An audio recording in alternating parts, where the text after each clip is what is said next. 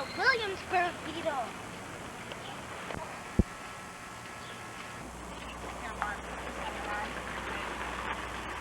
Yeah, it's a bigger hand than that. Normally put my hand on. Rub them together. Put my hand. This is in my little box. Did you make a mess of it already? Well, people want to get off first. Here, Mark, can you come let me see it?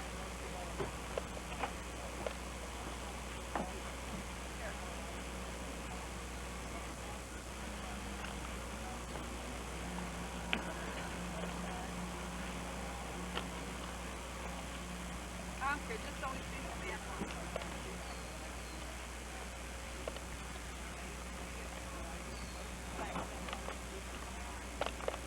No, I mean just like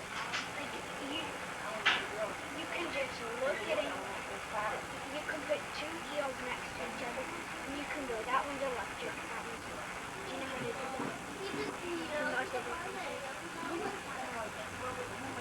I don't know.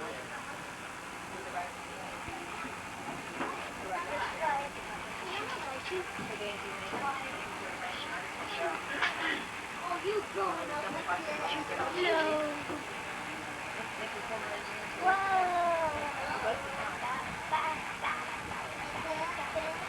Grandpa, where are you going? You're so far away. Now you're so close. We are on the boat machine. Fly at the bottom. Fly at the bottom.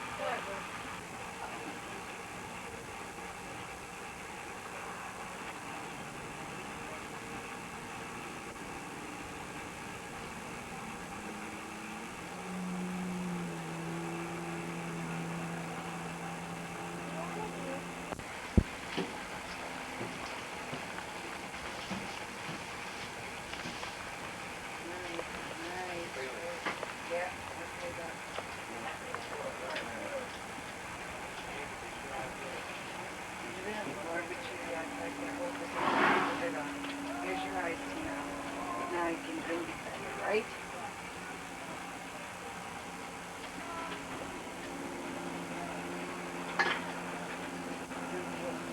Birds of prey today.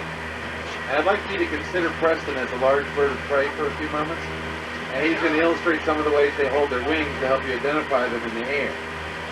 So if you give Preston your attention, if Preston was a vulture, he would fly with his wingtips up in a V formation and then to teeter from side to side, gently turning his head and smiling gently as he is down. Now we see the American bald eagle in flight. It flies with completely flat wings. It is the largest bird of prey in the United States. And it flies with such flat wings that it can fly upside down. Now we may also see the second largest bird of prey in the United States, which is the osprey or fish hawk. And it flies with flat wings as well, but tends to fly with its wingtips down. And also it has a white chest, which will help to differentiate between it and the bald eagle. Now if you see any of those birds along the way, feel free to point them out. Or you see anything else along the way, feel free to point them out if you miss it. Because y'all have many more sets of eyes than Preston. Now this next little creek we're going to enter right here at the end of the basin is Powhatan Creek, and it's named after the great chief Powhatan, or Wandering Seneca, as was his Indian name. And by the time the colonists arrived here in 1607, Powhatan had united more than 30 tribes of Indians under his control and had over 10,000 warriors. And in those days, his campsite was to the left of the creek about a mile. It's kind of interesting to think of all the historical characters that have traveled the same waterways we're going to be traveling on today. Whether it was Chief Powhatan or Captain John Smith or John Rolfe or even Pocahontas, who was Powhatan's 27th child and youngest daughter. They all use the same waterways that we're going to be traveling on today.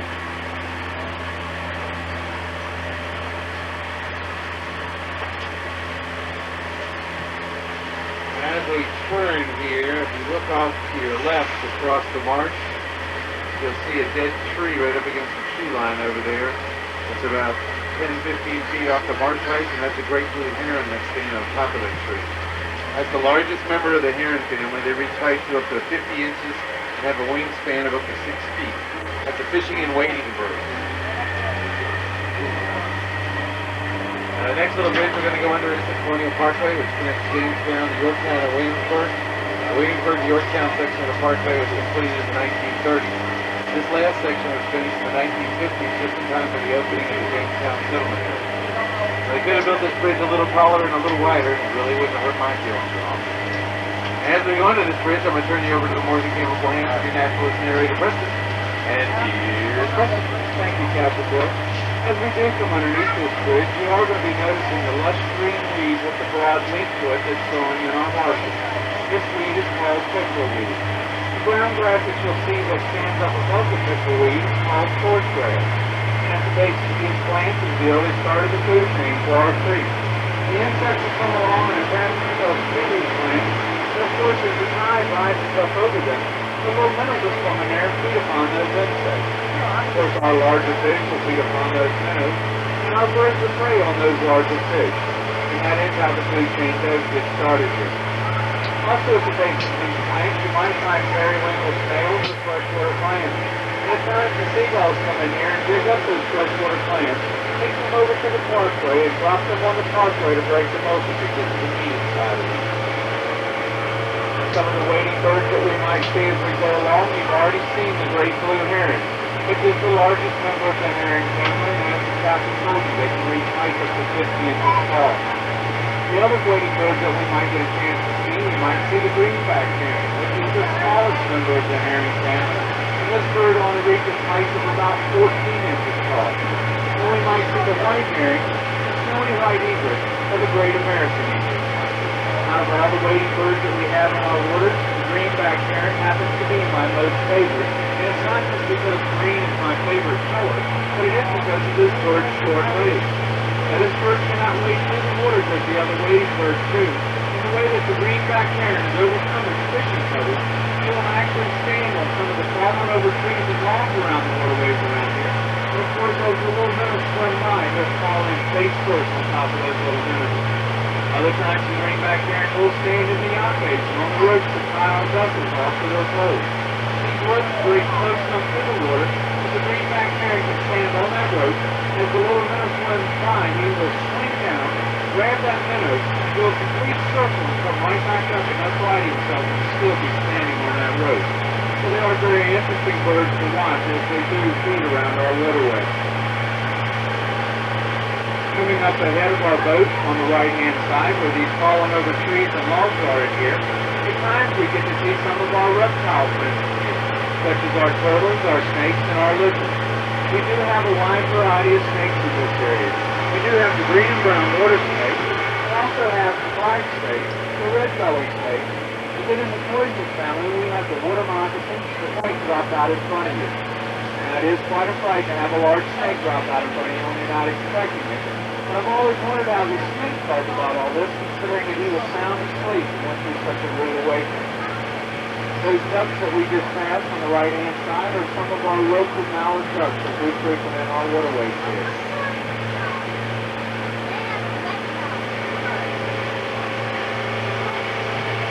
Now to tell you a little bit more about our marsh plants, our pickleweed blooms a flower. This flower will be purple to white in color, and it blooms from June through August.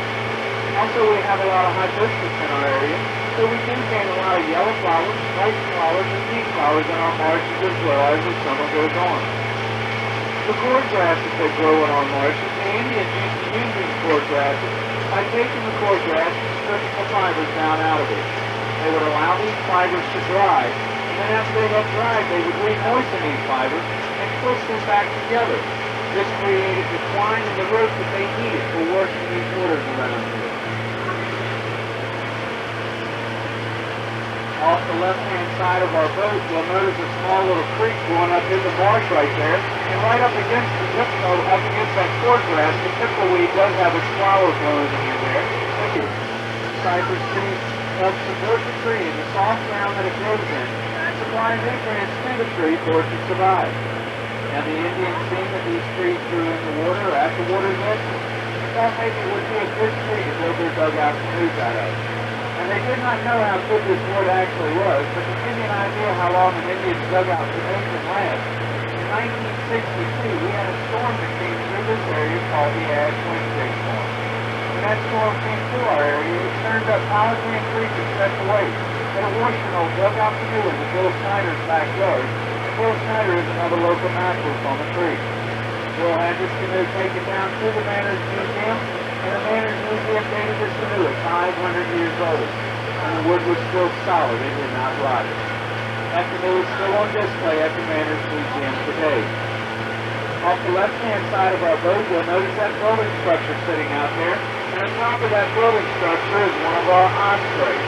That is our second largest bird of prey in the United States, and only to the American bald eagle in wingspan. A female osprey's wingspan will be approximately 7 feet. A female eagle's wingspan will be approximately 8 feet. Also, if you'll move to the right a little bit, atop of these double bald cypresses right there is another osprey sitting on top of there. Now to tell you a little bit more about the bald cypress tree, the trees that we will be seeing on the water's edges today are between the ages of 50 to 150 years old. We do have one tree though that's further back up Powhatan Creek. It's over 20 feet in circumference. It's more than 450 years old. You can imagine the history that's been by that tree over its lifetime.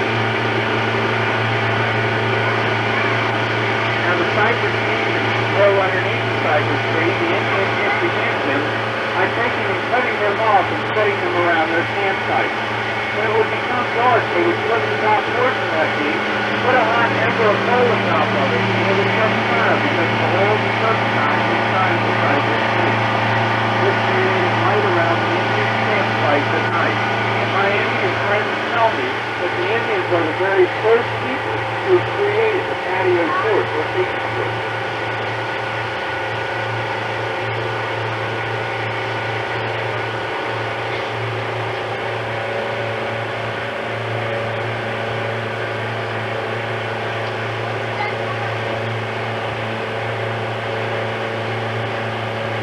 As we turn towards this little bridge right here, off the left-hand side of our boat is Jamestown Island. When the colonists first landed here, Jamestown was not an island. Jamestown was a land peninsula. This land peninsula went across right near where our vessel is right now. Now, over the first 100 years the colonists were here, this land peninsula got washed away. Now, this next bridge that we're approaching here is the continuance of the Colonial Parkway. Back in the 1960s, the Park Service came in here, rebuilt a small portion of this land peninsula, and put this small bridge in here to have access out to Jamestown Island. Of course, they could have made this bridge a little bit taller, and the captain and I would have been happy about that. Once we do go underneath this bridge, we will be entering into the James River. The James River is the third largest tributary of the Chesapeake Bay system. And I want you to know that the James River is navigable all the way up to Richmond. And Richmond is considered the furthest west deep-water port on the east coast. So we have deep water, like I said, all the way to Richmond. And it is amazing that it does stretch so far inland. Now that we have entered into the James River, off the right-hand side of our boat, you will notice the Jamestown to Scotland Wharf ferry sitting in its slip there. That ferry has been running in this river since the 1920s. Follow the ferry dock all the way back till it meets the trees, and you will see two of the three full-scale reproductions of the boats the colonists came over on. Those boats that you will see there are the Susan Constant and the Godspeed. Now, if you'll notice that those vessels are brightly colored, that was for a couple of reasons. One, the sailors of those days did not have great navigation. So when they sailed across the ocean, they sailed in groups. And of course, they needed to keep one another in sight, and these bright colors aided in that. Also, the sailors of those days had heard stories about the ships that had left the ports and had never returned home. They had heard that these ships had been taken down by sea monsters and sea serpents. But they really thought that these bright colors that they painted upon the ships would warn those monsters off. And that was no other reason for those bright colors. Also, if you notice, those vessels were not very large. If you can imagine this boat here with about 50 to 60 people on it and spending 4 months together, you can get an idea for how tight and cramped their quarters really were aboard those boats.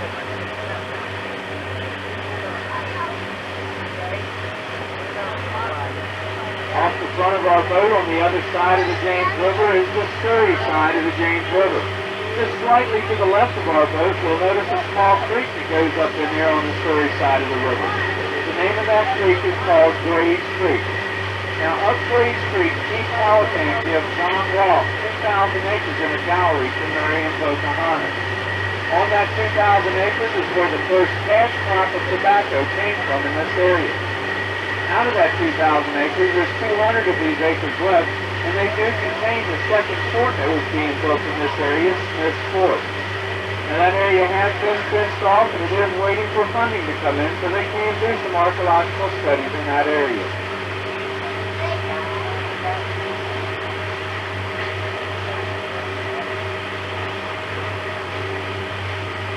Off the left-hand side of our boat is Jamestown Island. And of course, take a moment to take away the rocks, the bulkheads, the pylons, and the houses out there, and you can get a feel for what the colonists were seeing when they arrived here. When they did arrive here, they had passed up Jamestown, and in fact went further up the river so they could not find what they were looking for and started back out the river. That is when they noticed this land peninsula in which they landed at.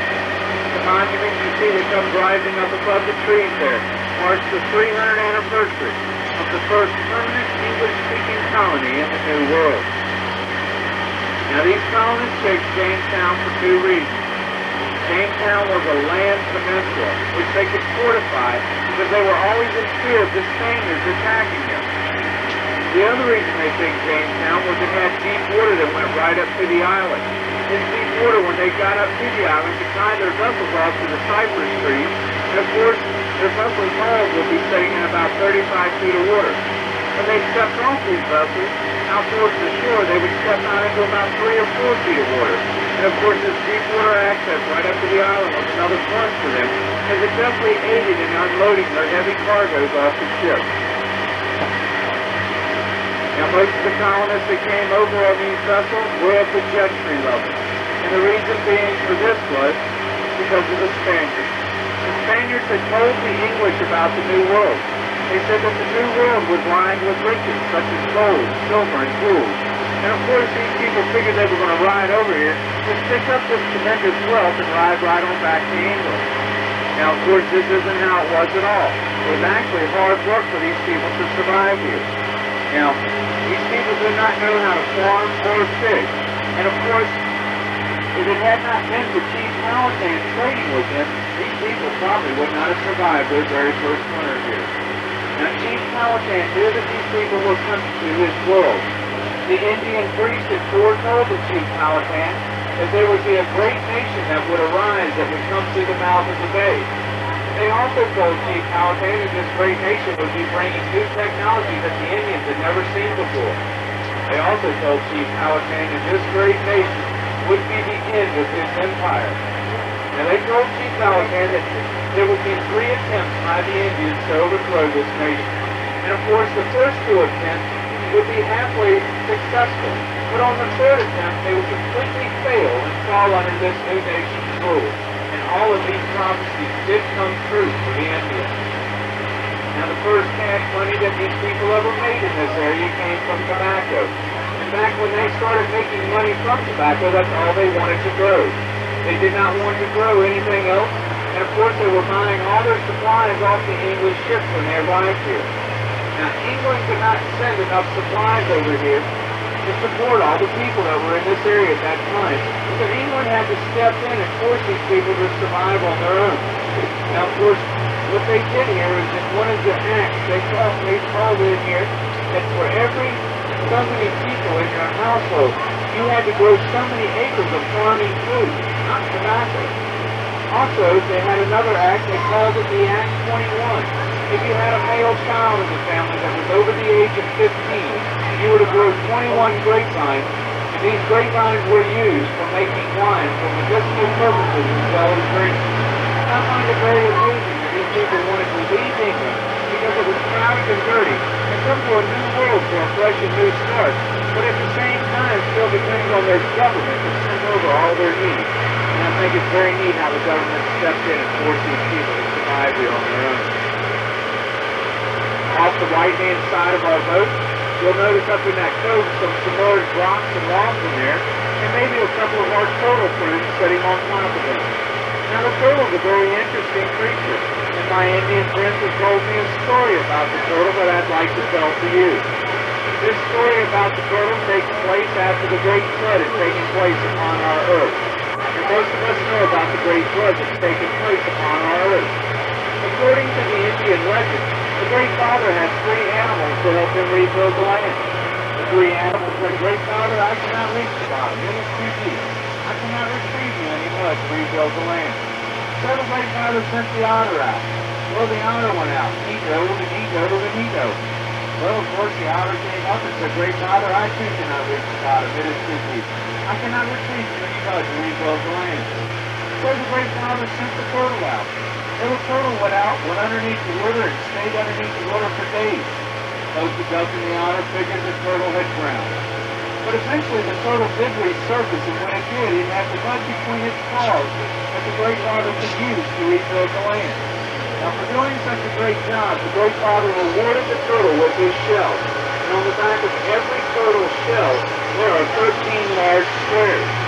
These 13 Holiday, when he told his people there was a meeting on the moon of the rising corn. We all know corn is rising from about knee-high to chest-high in the month of July.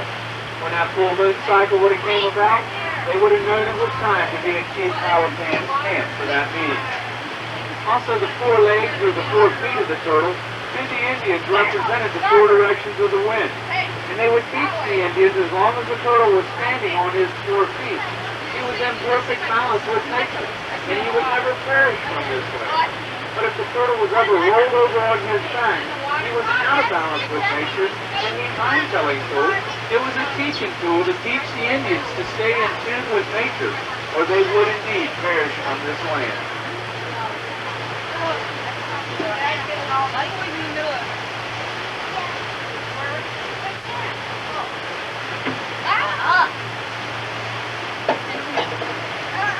Now, Bill Snyder, our local naturalist,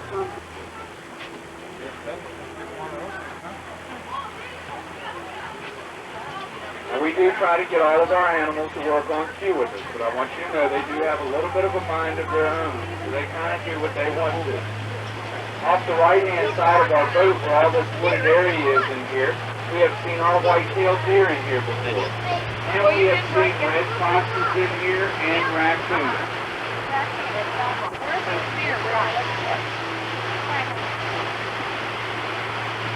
Working again.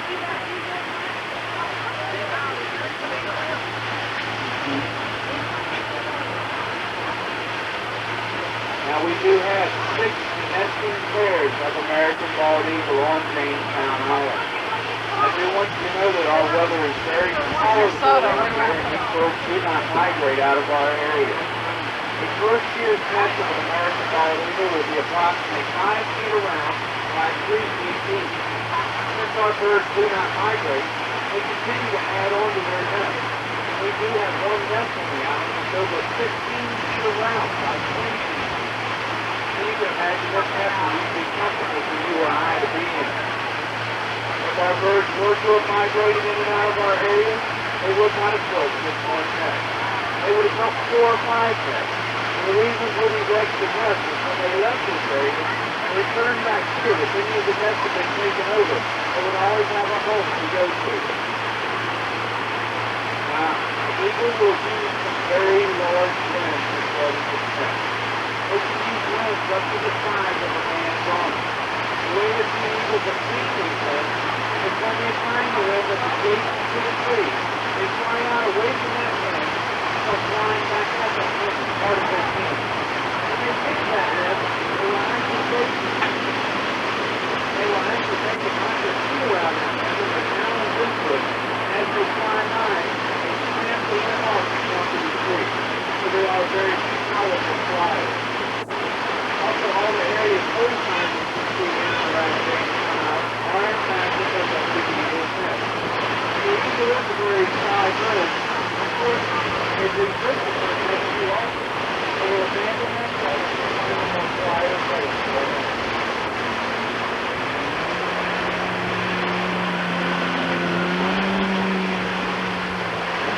First arrived here, these markings out here are colored cattails. Since the salinity of the water has risen some, the cattails have died off a bit. The raccoon's favorite food is the root of the cattail, and since his favorite food has died off out of the marshy some, the raccoon has moved up further into Jamestown Island and also onto the mainland where they can still find fresher water and their favorite food. Now when the colonists first met Chief Powhatan was dressed in a raccoon robe.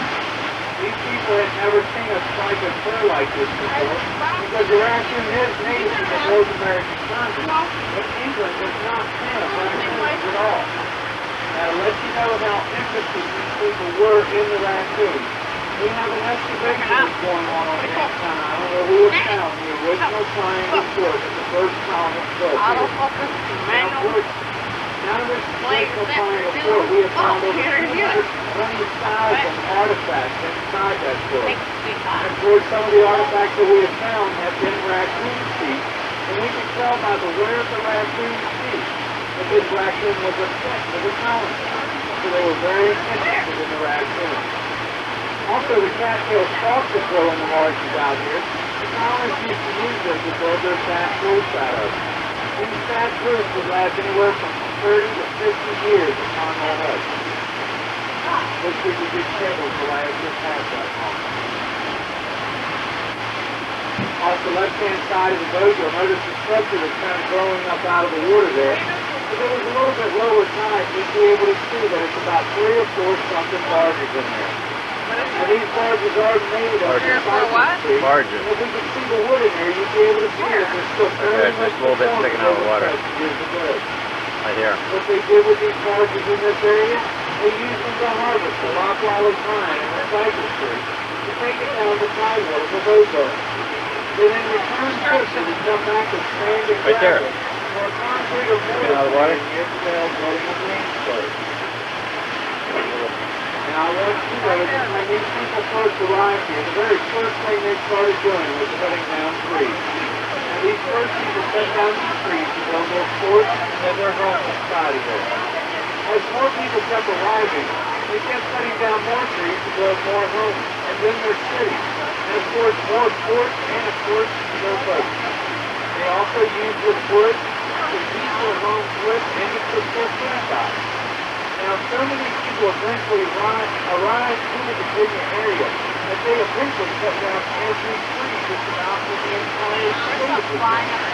If you've ever been to Monticello, which is Jefferson's Place in Charlottesville, Virginia, in this mansion, one of the walls is a picture of Virginia completely enamored around the trees, including me cut down every tree in the entire state.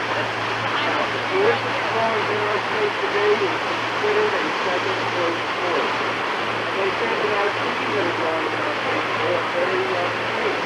The average age of our trees in our state today is 150 years old. So it is kind of amazing to think how young these trees really are that are around us. The growth of this state is completely without trees. So it is kind of amazing to think about it. Wait. What do you see? Oh. Now you start up a little bit left. I don't have my glasses, so I don't know where he is.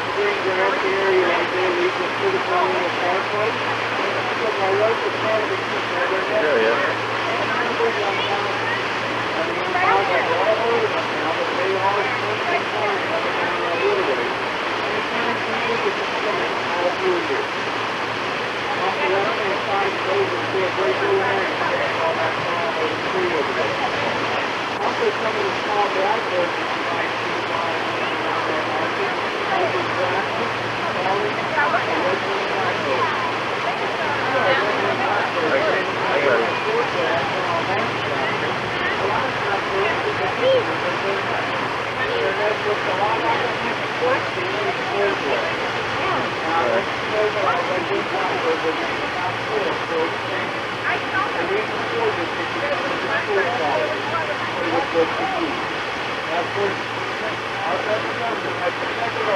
blackbirds, and our red-winged blackbirds have started making a better comeback in our marshes over the last couple of years.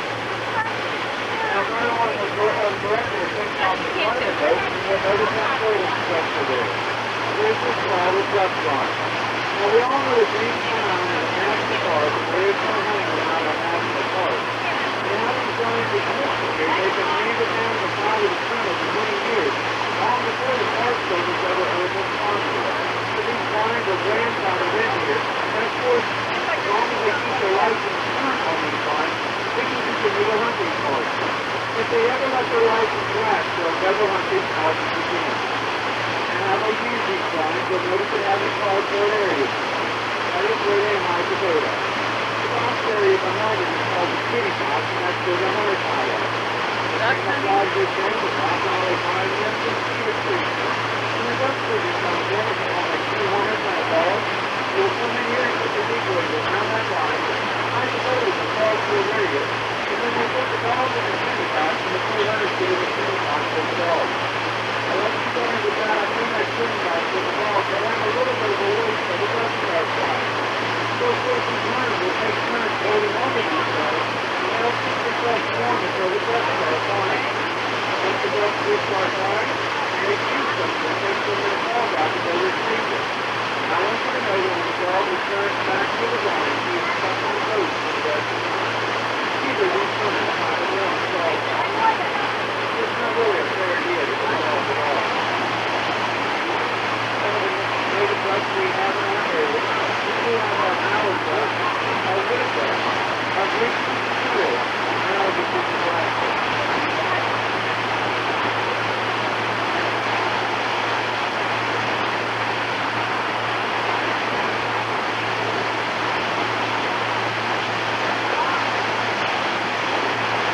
This metro body of water that we're running into up here is called the thoroughfare. If you look straight out through this body of water, you'll notice a high broken up trees in the distance there. That is one of the islands, and that is on the other side of the James River. Now, this island is called Frog Island, and that is where it's on the mountain. It takes the hard from the seashore there, and then in the wintertime, we let them raise themselves. Now, they're one of the first of all on the island. Got the water.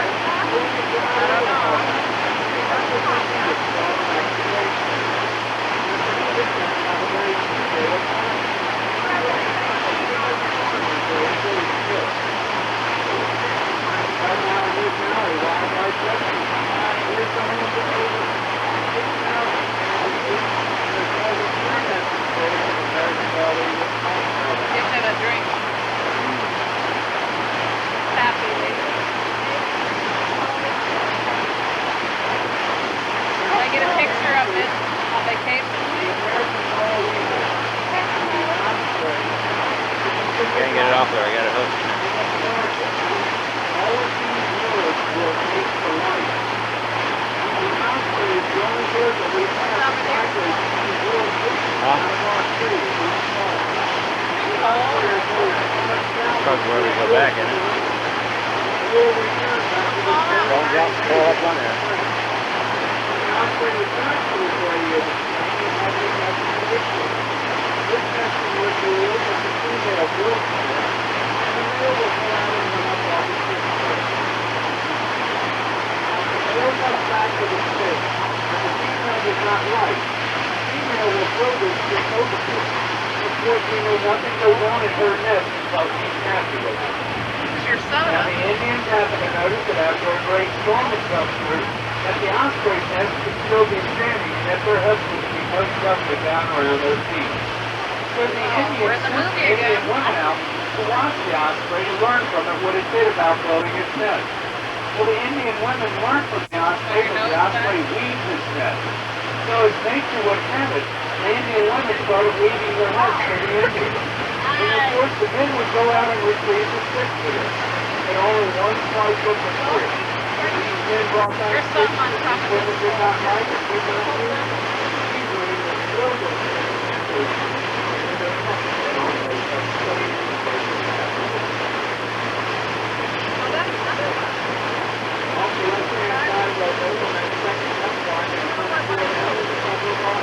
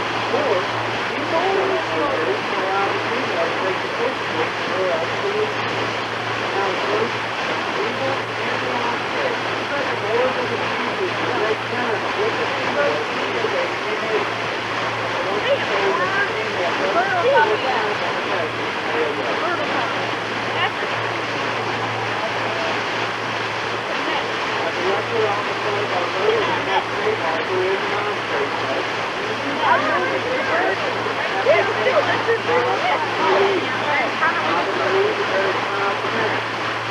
have 3 young birds this year, and all 3 young birds are about 6 to 6.5 years old, and they already have their wings.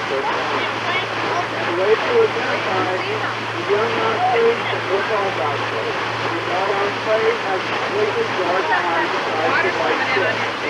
The young osprey will have a white colored tip at the end of its feather. This is the way to identify the younger bird. These younger birds will go from a 3-ounce chicken to a 6-ounce adult flying bird in 12 weeks. They are not sexually mature in 12 weeks. They are completely adult flying birds by then. Now the ospreys are very closely nestling. If any of the females during the nesting period leave their nest, the females will call out to the other male birds. The other male birds will hear them. If one of them will electric ducks and go around and find out what the trouble is.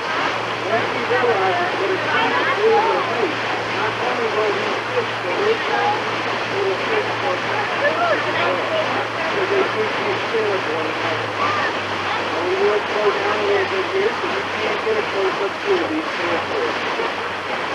Now if you leave the state itself, it's the color of this one. Sometimes she will talk to us as we go down. But those participants give her a hard time today. She might just give us the cold shoulder.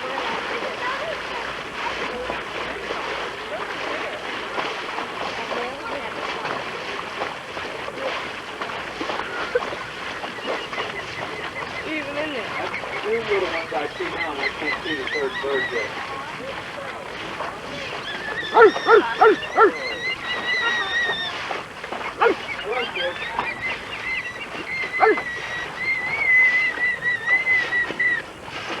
Does that sound like a real dog? Looks like there's another They nest. continue to come back to this nest because they're used to eating here. So every time they will return to the nest and have their dinner. Hard to see.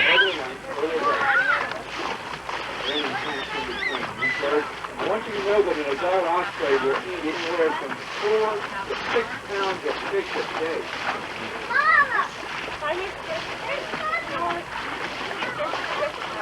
Now, directly out the front of our boat towards that green day marker out there, you will notice about 3 or 4 small poles sticking up out of the water, real close to the water's edges.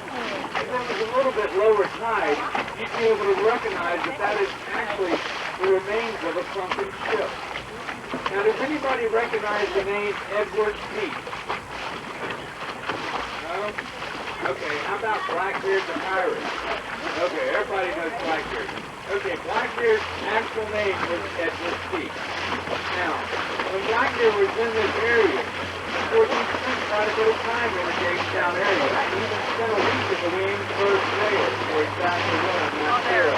While he was in this area, he did retire by taking over the airport, going to food, selling off the ship, everything that he wanted, and then pulling the ship aside and leaving him adrift in the river against the ground and frozen out here. I have been more than late on all these waters around here, and I know from Jamestown, across the state grid, all the way to the ocean, are hundreds of wrecks here in Blackbeard's pirating days. Now, Blackbeard, or Edward Peak, was served with the nobility of the Is it all gone? and of course, he went into the Royal Soda, is it all Navy gone? to become one of those buccaneers who were firing a French plane. When they were in war with France, these guys would go out, take over the French, because there was a heavy set man with a real black beard. And of course, he used to tie ribbons into this beard, and when he went into battle, he would put lit fuses into those ribbons. And of course, there happened lit fuses that would appear like your hand was on fire. Now, this information was important and also to intimidate the people that he was taking over. Now, Blackbeard's headquarters was in Oak Approach, North Carolina. And while he was on Oak Approach, he got in with Governor Easton, which was the governor of North Carolina. Now, the Governor Easton was getting his fair share of Blackbeard's money. Now, when the people started complaining about Blackbeard pirating up and down the East Coast here, of course, they were going to Governor Easton to get something done, and of course, that never happened. So the people of North Carolina and Virginia started going to Governor Spotswood.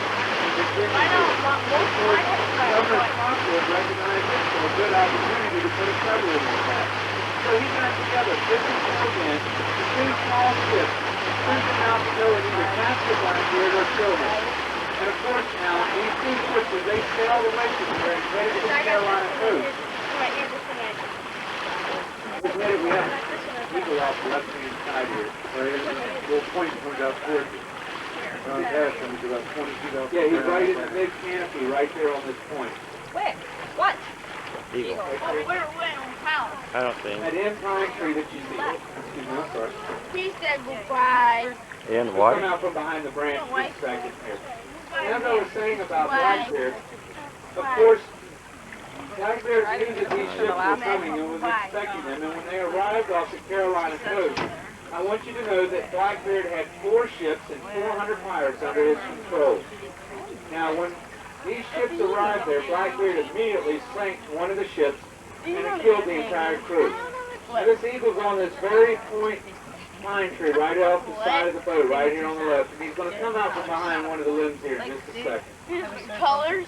Now, after Blackbeard had sank that one ship, I don't of see him. course the captain of the other vessel, seeing what was going on, and decided to make his men go behind below decks to make it appear like they had Oh, I see it. abandoned Up the on the, ship. up Now, high of course, there. I want you to know Up high in the tree. that The first limb. Blackbeard fell for it. Now, the birds are playing for you right now. Right there. Now, Blackbeard fell for this, and of course, Blackbeard figured he had won the battle, and figured that they could have themselves a party that night. Behind the So stone. his men No, up had high. got a white head. They decided they could go and collect the salmon off of this ship the next day. And of course, I got him on tape. as these men woke up the next morning and went out to this small vessel to collect Black with the white head. when See? they stepped aboard this vessel, I want you to know that those men that were left aboard below decks came back up. And of course, the battle re-began. Now, I want you to know, when this battle re-began, Blackbeard did lose his life. But he lost his life after 20 stab wounds and 6 gunshot wounds. When they finally dropped this man, of course, they cut his head off to bring back to Governor Spotswood to prove that they had done their duty. Now, of course, when they cut Blackbeard's head off, the men aboard the ship said that Blackbeard was such a mean man that when they threw his headless body overboard, that Blackbeard swam 2 laps around their ship before his body sank. The tree is an immature bald eagle sitting there. See the dead tree with no bark on it here? Okay, just about halfway up on the right-hand side is an immature bald eagle. Can you see, does it have, all right now, I want to know, does it have a yellow beak and yellow feet? Or is its beak black and its feet black? The beak's black and the feet are yellow. Okay. Is that correct? Now it takes 4 to 5 years for the American bald eagle to retrieve their white head and white tail. A first-year American bald eagle will be completely black, with a black beak and black feet.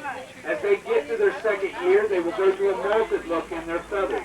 When they get to their 3rd and 4th years, they will start losing that molted look, going back to a darker black look, and of course as they get to their 4th and 5th year, they're going to start moving out of the black beak and the black feet, going to the gold beak and the gold feet that they have, and of course the white tail and the white head. There's another one in this, this is harder to see.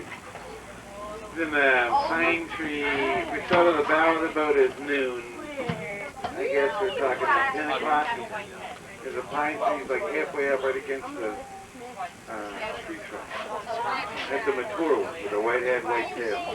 See a pine tree that splits and there's 2 trunks that come up front. I can't see the bird.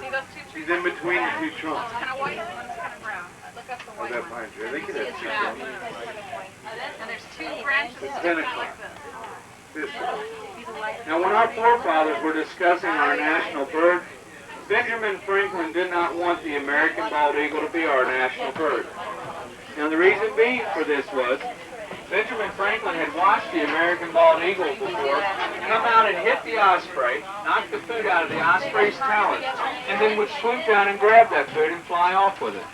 And of course, Benjamin Franklin felt this was Go ahead. poor representation of You wanna this use the bird to represent our country. You have to use the restroom? He thought of our Huh? nobler bird Go ahead, I'll should keep- have represented our country, and that Oh, was yeah. the wild turkey. Bless you.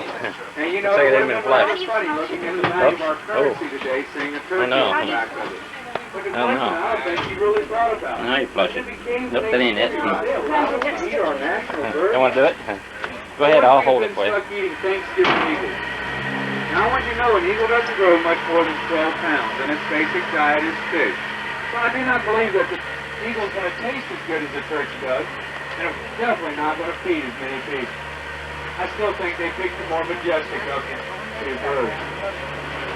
Now I do want you to know, after that eagle has retrieved its white head and white tail, it is sexually mature for breeding. And the eagles will mate in the air. Now the eagles mate in the air, they will fly up as high as they can get up. And then they will lock talon to talon. And as they do a complete free fall towards land, they do their mating. And you figure this out as they do this.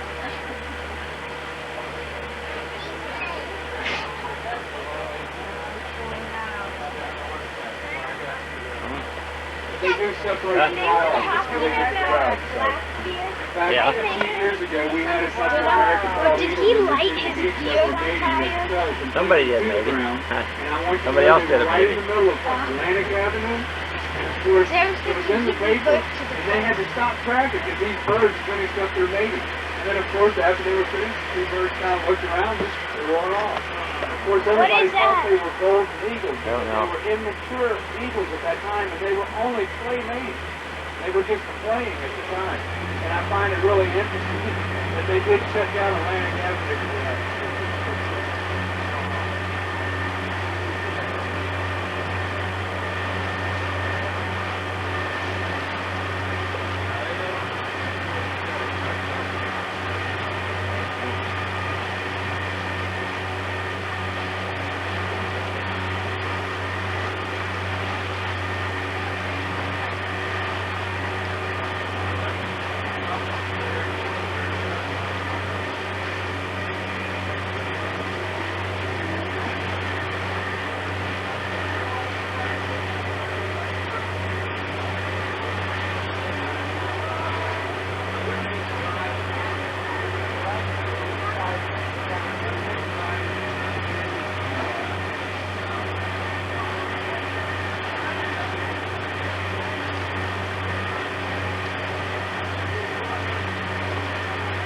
What do you think of the boat ride?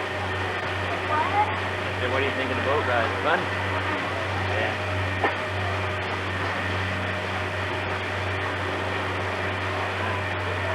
Careful, don't slip out under there. You'll slide right into the water.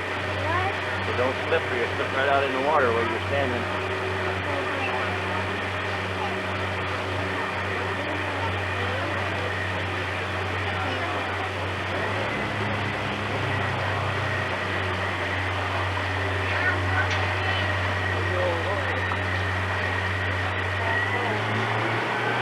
On the boat.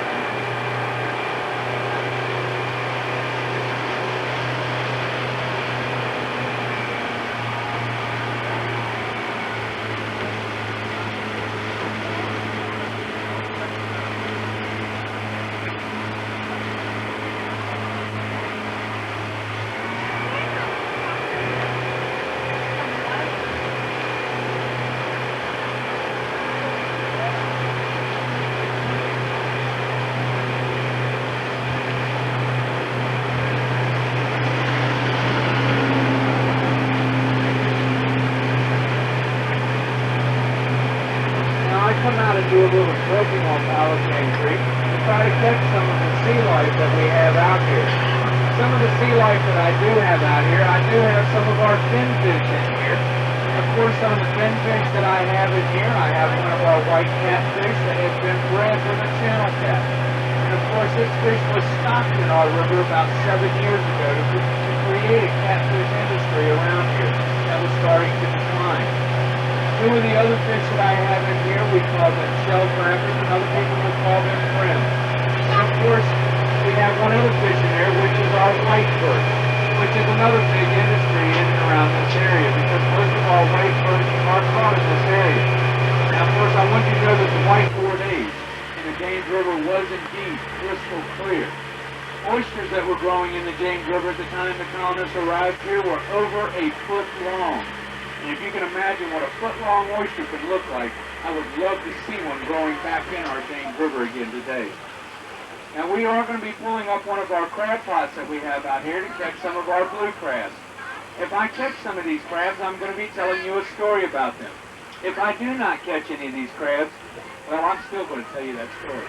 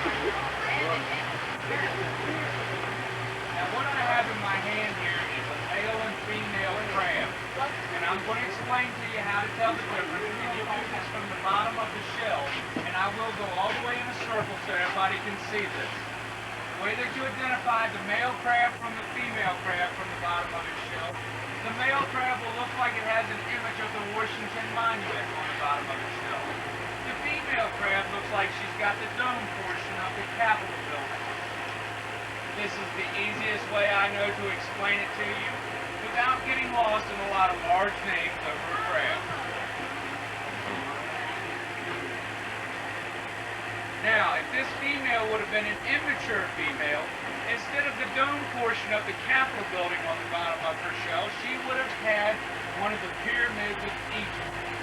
It would have been more straight lines and more white in color.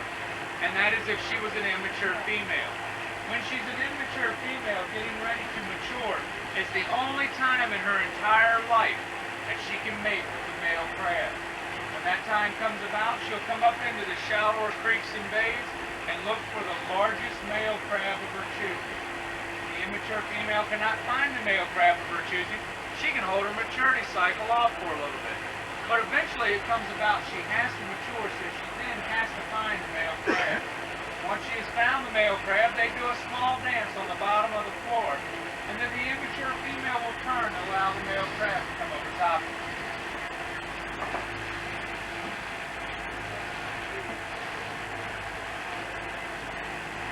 Now, once that's taken place, the male crab is going to be holding on to the female crab with these legs right here.